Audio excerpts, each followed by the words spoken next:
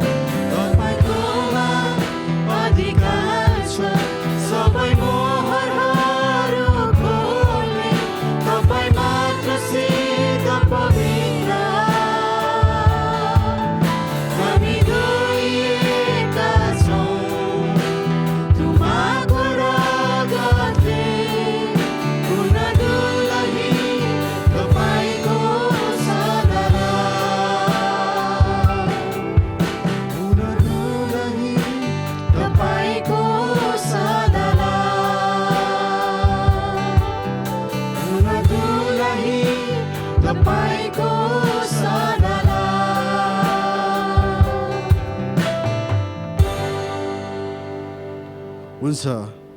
अब हामीलाई स्तुति प्रशंसामा हाम्रो दिदी चन्दा देवान उहाँले अगुवाई गर्नुहुनेछ। यो समय म उहाँलाई दिन चाहन्छु।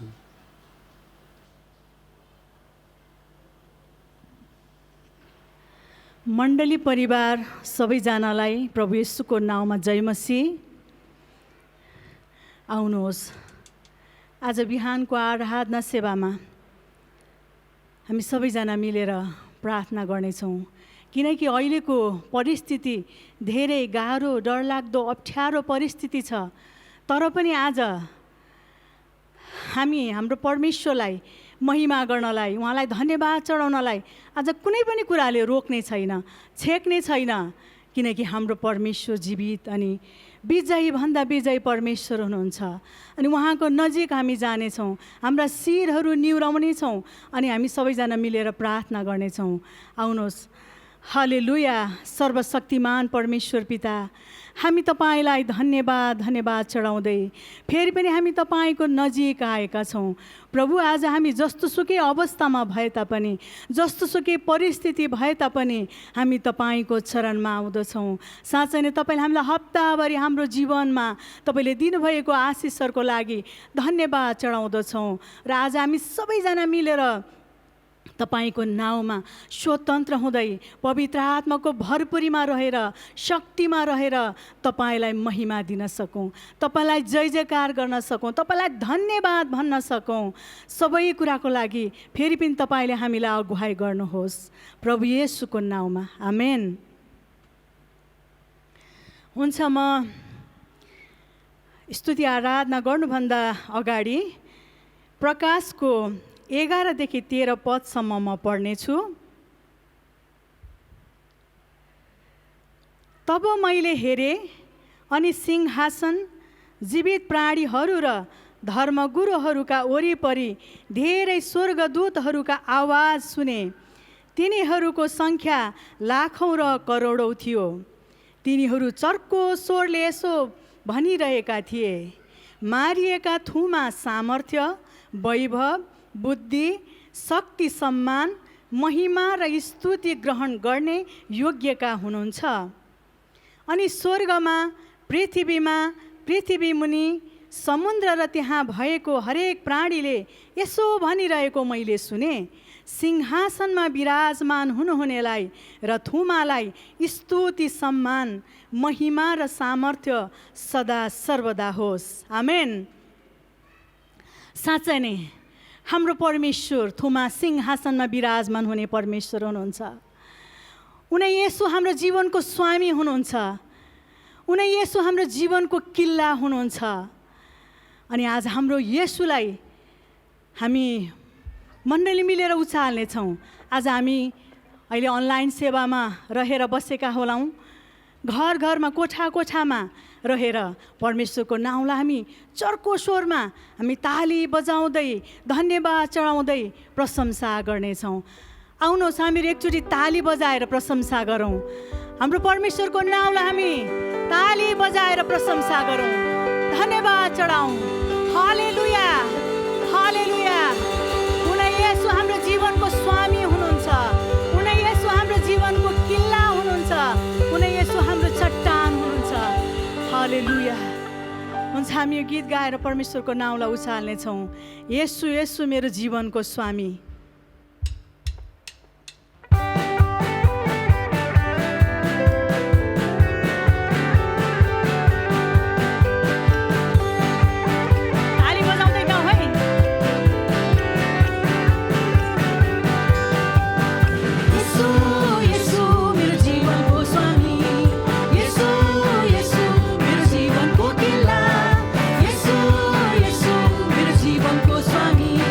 Yesu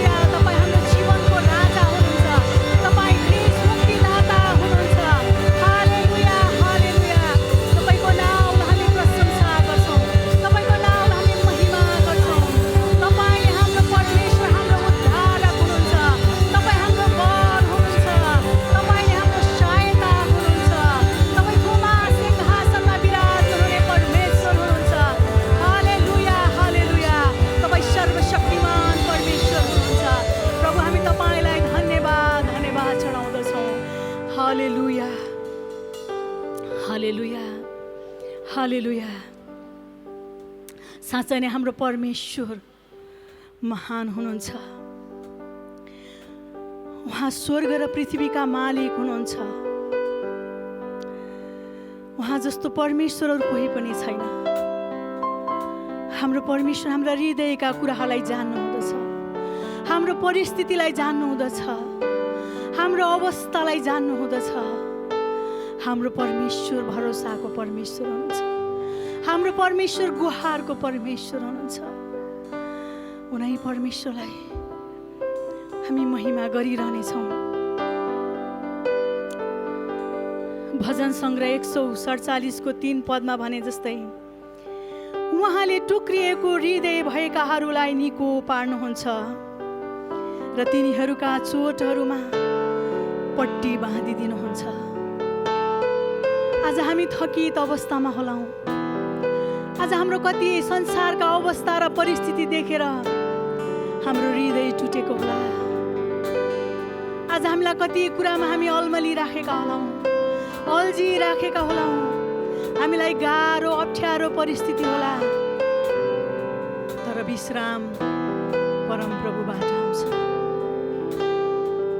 जसै हामी उहाँको शक्तिको घोषणा गर्दछौँ, जसै उहाँको नाउँको प्रशंसा गर्दछौँ, टुटेको हृदयहरूलाई जोड्नुहुन्छ, बन्धनसँग फुकाउनुहुन्छ, अन्धकार हटाउनुहुन्छ।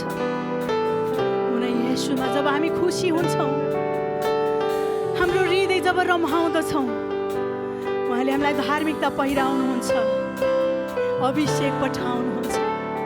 आज मण्डलीलाई परमेश्वरले नयाँ अभिषेकले भर्नुहुन्छ। त्यो धार्मिकताले फेरि पनि हामीलाई पहिराउनुहुन्छ। आउनुहोस् हामी उनीहरूलाई भन्नेछौँ, जसै तपाईँको शक्तिको घोषणा गर्छौँ। हामी मण्डली मिलेर गाउनेछौँ। जस्तो सुकै अवस्थामा भए पनि हामी गाउनेछौँ।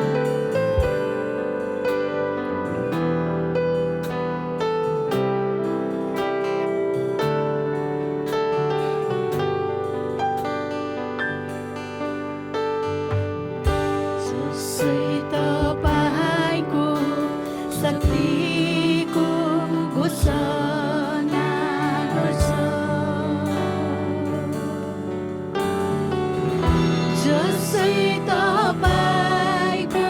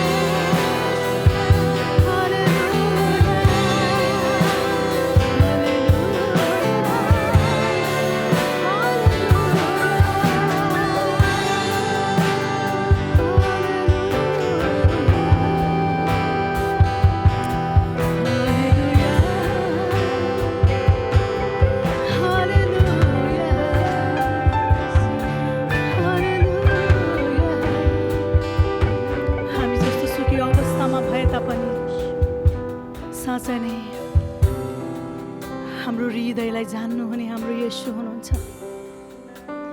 उहाँले हामीलाई जहाँ छौँ त्यही राख्न चाहनुहुन्न। उहाँले हामीलाई एक तेजबाट अर्को तेजमा बढ्नको लागि पवित्र आत्माले हामीलाई सहायता गर्नुहुन्छ। उहाँले हामीलाई धार्मिकता पहिराउनुहुन्छ। उहाँले अभिषेक नयाँ ताजा प्रकारले हामीलाई पठाउनुहुन्छ। अनि हामी प्रभुलाई अझै हामी गाइरहनेछौँ। उहाँको नाउँलाई हामी स्वतन्त्र हुँदै हामी उहाँलाई विभिन्न भाषा, हामीले जानेको भाषा अनि अन्य भाषाहरूमा प्रभुको नाउँलाई हामी स्तुति गर्नेछौँ। हालेलुया हिरा बरालबा खिरिया बरालबा सिखिया बरालबा खिरिया बरालबा खिरिया बरालबा खिरिया बरालबा रि बरालबा संदरा लबा खिरिया बरालबा रि बरालबा रि बरालबा खरि रि रि रि बरालबा सिखिया बरालबा हालेलुया हालेलुया संदरा लबा खिरि बरालबा रि बरालबा हालेलुया हालेलुया हालेलुया इरा बरालबा खरिया बरालबा सिखिया बरालबा खिरिया बरालबा रि बरालबा हालेलुया हालेलुया हालेलुया इरा बरालबा खरिया बरालबा सिखिया बरालबा खरिया बरालबा रि बरालबा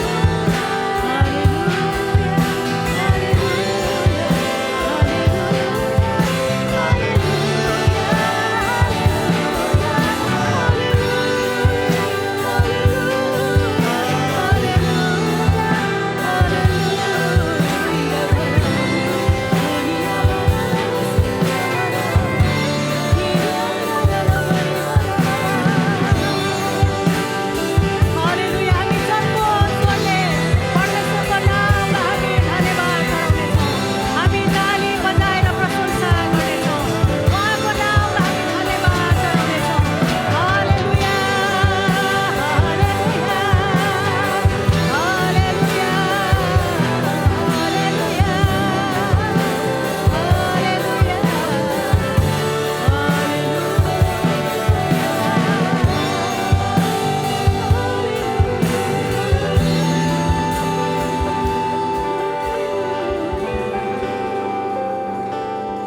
साँच्चै नै हाम्रो परमेश्वर महान हुनुहुन्छ।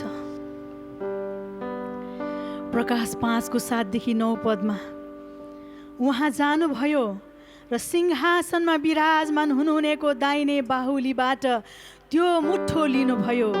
जब उहाँले त्यो मुठो लिनुभयो तब ती चारै जीवित प्राणी र 24 धर्मगुरुहरू थुमाको सामुन्ने घोप्टो परे।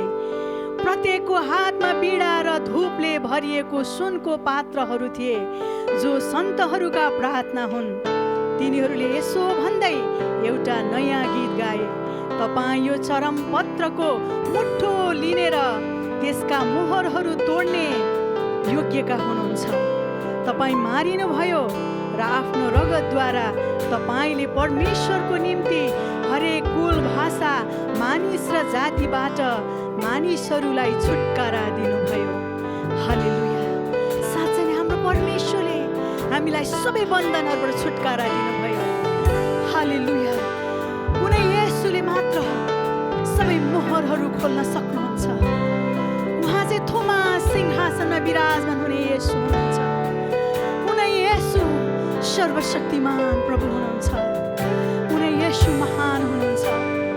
अनि उनै येशूलाई हामी भन्नेछौँ मुकुट पहिराउँछौँ। थोमा तपाईँमा अधिकार छ सबै मोहरहरू खोल्ने। तपाईँ मात्र सिद्ध अनि पवित्र हामी धोइएका छौँ। थोमाको रगतले हुन दुलही तपाईँको सदा। हालेलुया। ओ येशू।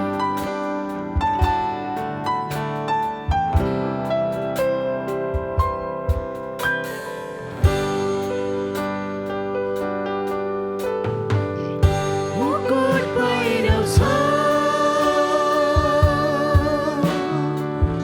थुमा तपाईँलाई। मुकुट पहिराउँछ थुमा तपाईँलाई। तपाईँकोमा अधिकार छ सबै मोहरहरू खोल्ने। तपाईँ मात्र सिद्ध पवित्र।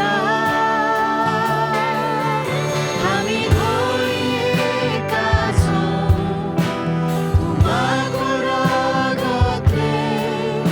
हुन दुलही तपाईँको सदालाई। तपाईँकोमा अधिकार छ सबै मोहरहरू खोल्ने। तपाईँ मात्र सिद्ध पवित्र।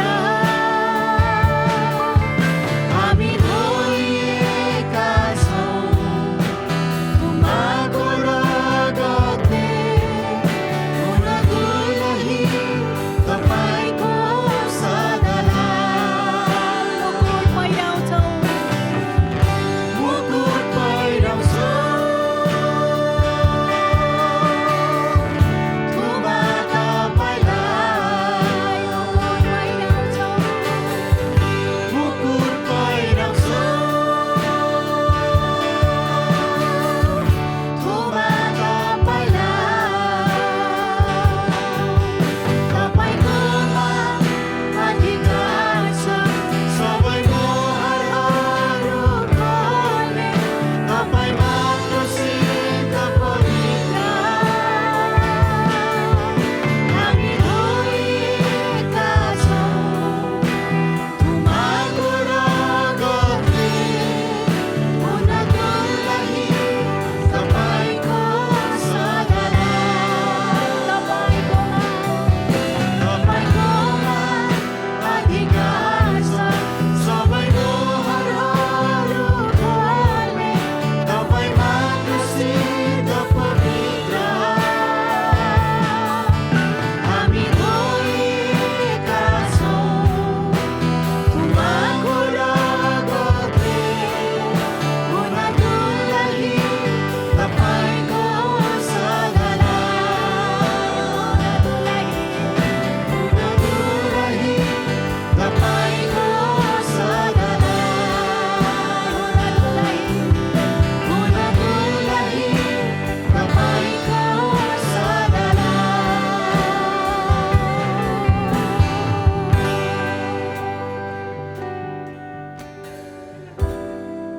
प्रभु हामी तपाईँलाई धन्यवाद चढाउँदछौँ। सबै मोहरहरू खोल्ने अधिकार केवल तपाईँ येशूमा मात्र छ। हामी तपाईँलाई धन्यवाद चढाउँदछौँ प्रभु। आज यो बिहान तपाईँ हाम्रो स्तुति प्रशंसामा विराजमान हुनुभएको छ। आज मण्डलीलाई फेरि पनि तपाईँले नयाँ ताजा गर्नुभएको छ। आज हाम्रो गाह्रो अप्ठ्यारो परिस्थिति जस्तोसुकै समय भए तापनि तपाईँले फेरि पनि आज हामीलाई त्यो धार्मिकताले पहिर्याउनु भएको छ। तपाईँको धार्मिकताले हामीलाई पहिर्याउनु भएको छ। तपाईँले हामीलाई नयाँ प्रकारले अभिषेक गर्नुभएको छ। हामी तपाईँलाई मण्डली मिलेर हाम्रो हृदयबाट धन्यवाद, महिमा अनि प्रशंसा, आदर, भक्ति हामी तपाईँलाई चढाउँदै सबै भाग सेवाको समय तपाईँको हातमा राख्दछौँ प्रभु येशूको नाउँमा। आमेन।